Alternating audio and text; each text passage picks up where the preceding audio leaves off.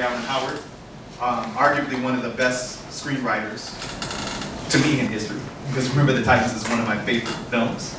I don't know about you all. Yeah. Now anyone can make a movie. High school kids, anybody with $100 can make a movie. Now, because anyone can make a movie now, and because anyone can call themselves a filmmaker, how do you separate yourself out from the millions? So you're going to get information that I would consider to be some of the most powerful information that you can ever get in terms of not just screenwriting, but in understanding the industry today. What separates it out? The only thing that separates it out is content. So now story is even more important than it's ever been. Everything starts with writing. A very big producer told me something when I first started my career. There's two very important people in terms of getting projects done. It's the writers and the actors. To make a high school comedy work, you have to treat them like it's the most important thing in the world.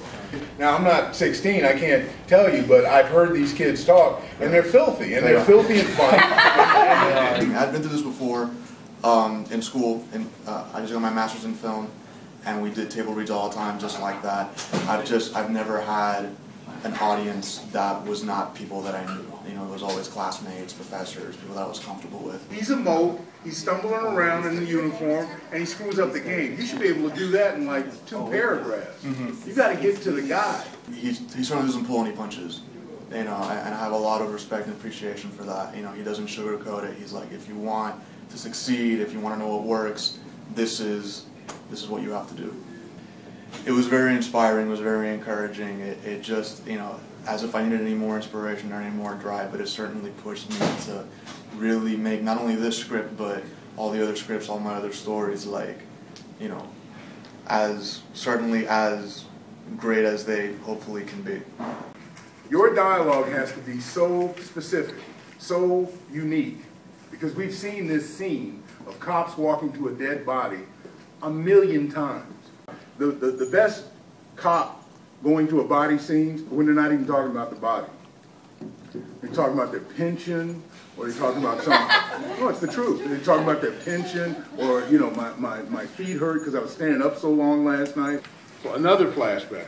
You might be able to get away with one. You do 2 of these, then you're back in CSI territory. That's how I said. That's how CSI. Not only that, CSI Miami. I feel like I just worked with my personal trainer for about 4 hours. He shook me down a little bit, but he built me up. He said I had something brilliant. That's better than nothing, right? You tend to get trapped in your own lonely world of writing, so it's good to come out and you know, get to hear somebody speak and learn from it. You know, it's always tough. It's always tough to get criticism, but it's necessary to keep growing. All you have are these events. You're well told and well crafted, you know, but nevertheless, what you have are these events.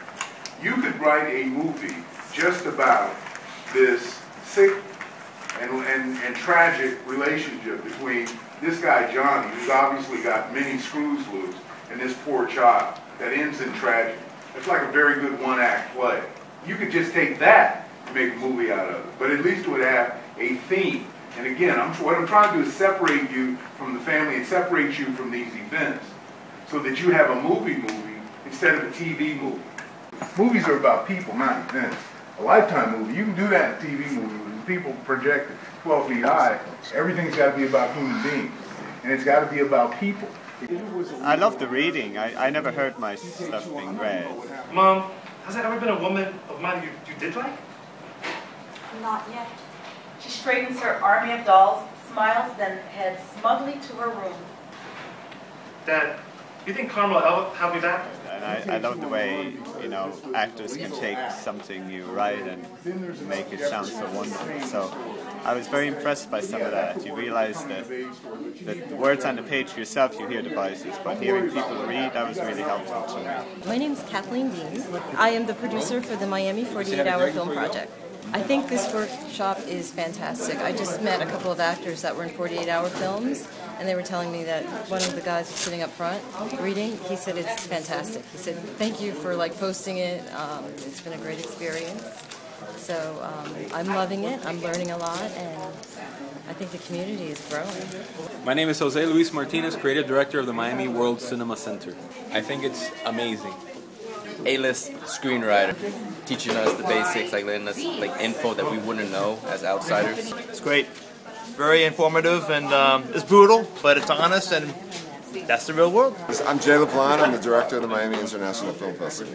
I thought the workshops were awesome. I think, you know, it's 2 days were very different ways of learning. The first day, when we were learning about, you know, classic Hollywood screenplays, it was kind of like the what to do day.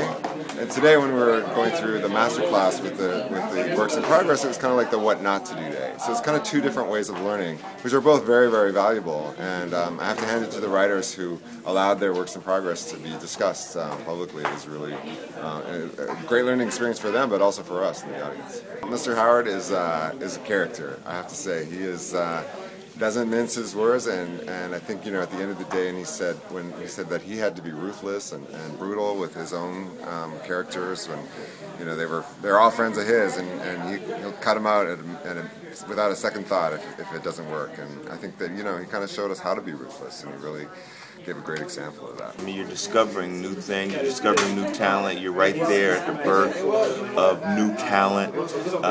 So it's really exciting because you know that these are people that are going to be doing this for, you know, the next 20 years, and so to be a part of the process, and then to hear what Mr. Howard has to say about screenwriting and about writing in general is priceless. I mean, you can't really put a price on that.